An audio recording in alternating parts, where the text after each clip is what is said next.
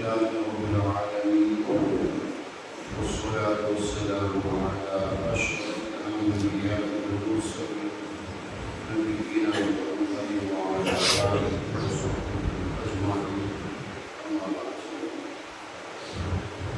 عن جابر بن عبد الله رضي الله عنه سئل رسول الله صلى الله عليه وسلم هل أهل الجنة ينامون؟ امام السیوطی نے حضرت جابر بن عبد اللہ سے روایت کی، وہ فرماتے ہیں کہ اللہ کے نبی سے کسی نے پوچھا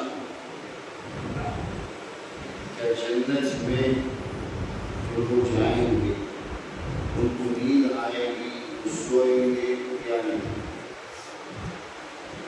حل ینام اہل الجنہ، جواب میں اللہ کے نبی نے ارشاد فرمایا النوم اخو الموت، نیند اور سونا جو ہے یہ موت کا بھائی ہے۔ سونا، نیند اور موت دونوں ایک جیسی ہیں۔ وَأَهْلُ الْجَنَّةِ لَا يَنَامُونَ، اور جنت میں جو بھی جائیں گے اہل جنت ان کو نیند نہیں آئے گی، وہ سوئیں گے نہیں، لا ینام، اس لیے کہ سونا ایک طرح کی کمزوری ہے، اسی لیے اللہ تبارک و تعالی کبھی سوتا نہیں ہے، اونگتا بھی لا تأخذہ سنۃ ولا نوم، اللہ کو سونا تو بہت دور کی بات ہے، اونگنا بھی نہیں آتا، وہ اتنا پرفیکٹ ہے، اللہ کی ذات بڑی پرفیکٹ ہے۔ ہم انسان ہیں،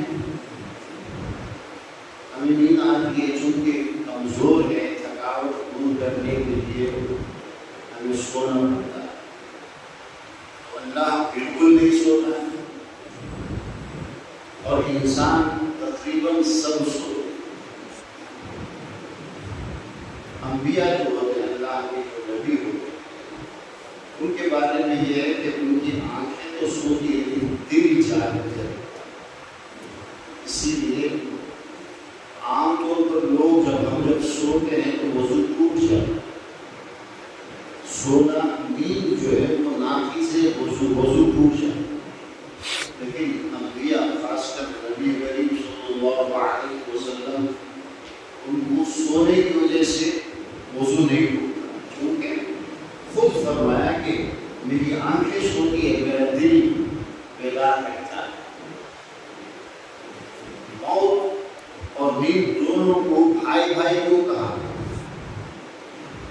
جس طرح موت آتے ہی اس جسم کے سارے جو حصے ختم ہو جاتے ہیں،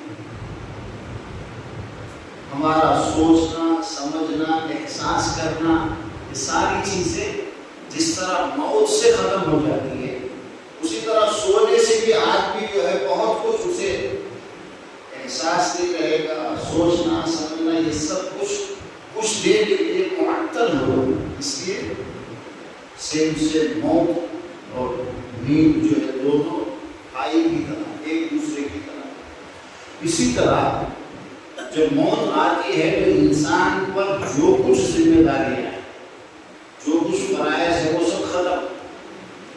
آدمی نماز پڑھتا ہے، روزہ رکھتا ہے، زکوٰۃ دیتا ہے، دین کے بہت سارے کام کرتا ہے، اپنی فیملی کا خیال رکھتا ہے، ان کے لیے محنت کرتا ہے، کب تک؟ موت تک یہ اس کی ذمہ داری۔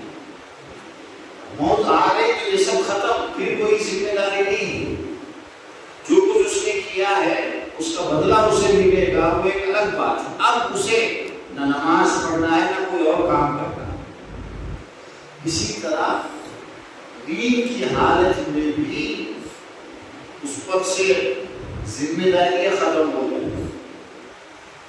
حدیث میں یہ بتایا گیا ہے کہ جب تک آدمی سو رہا ہے اس پر سے ساری ذمہ داریاں تھوڑی دیر کے لیے موقوف ہو جائیں۔ سوتا ہوا آدمی اس پر کچھ لکھا نہیں جاتا، فرشتے جو اعمال لکھتے ہیں آدمی کے سو کر اٹھنے تک اس کے اعمال کا لکھنا بھی معطل ہو جاتا ہے. جس طرح موت کے بعد سب کچھ بند ہو جاتا ہے، سونے کے بعد بھی سب کچھ بند ہو جاتا ہے، اٹھنے تک جب وہ ہوشیار ہو جاتا اٹھ جاتا پھر اس کا سلسلہ شروع ہو جاتا ہے. اس لیے موت کو اور نیند دونوں کو بھائی بھائی اللہ کے نبی نے بتایا. النوم اخو الموت، سونا جو ہے، نیند جو ہے وہ موت کا بھائی ہے. وہ اہل الجنہ، اور جنت میں یہ سب نہیں ہوگا. جنت میں کوئی کمزوری نہیں ہوگی، کوئی بیماری نہیں ہوگی، آدمی پرفیکٹ رہے. کروڑوں سال گزر جائیں گے، اسے ذرہ برابر تھکاوٹ نہیں ہوگی، ذرہ برابر ریسٹ لینے کی طبیعت نہیں کرے گی، ضرورت نہیں.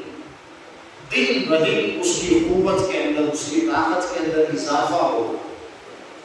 جس عمر میں وہ جنت میں داخل ہوگا، ایک دم جوانی کی حالت میں، 30 سال آس پاس میں، کئی ہزار کروڑ سال گزرنے کے بعد بھی وہ اسی طرح جوان رہے گا، بلکہ اور زیادہ اس کی جوانی دکھے گی.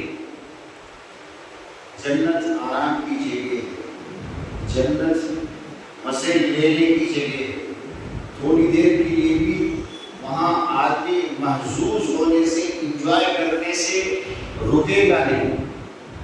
سو کر جیسے دنیا میں 7-8 گھنٹے آدمی باقی چیزوں سے الگ ہو جاتا ہے، نہ انجوائے، بس سونا ہے. اس طرح جنت میں نہیں. جنت نعمتوں میں انسان کو محظوظ ہونے کی، مزہ لینے کی، اسی کے لیے اس دنیا کے اندر محنت کرنا ہے. جتنی محنت کرے گا اتنا ہی وہ مزے سے رہے گا آخرت کے اندر. اللہ تبارک و تعالی ہمیں ساری زندگی ایمان کے راستے پر چلنے کی توفیق. سبحان اللہ.